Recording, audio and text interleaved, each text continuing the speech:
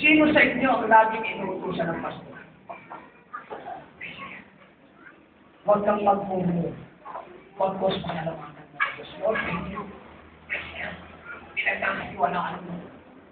Pero yung pastor, mga kapatid, na alam niyang wala ka naman silbi.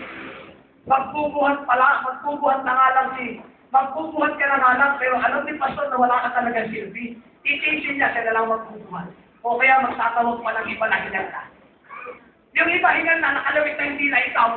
Pakapi-kapi, pakuya-kuya-kuya kaluto sa loob ng church. Praise God, wala kang ginagawa.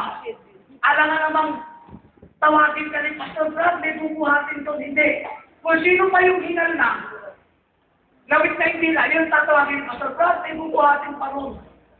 Praise God. Eh, palibasa, faithful. Hingal na nga siya. Lord, thank you, Lord.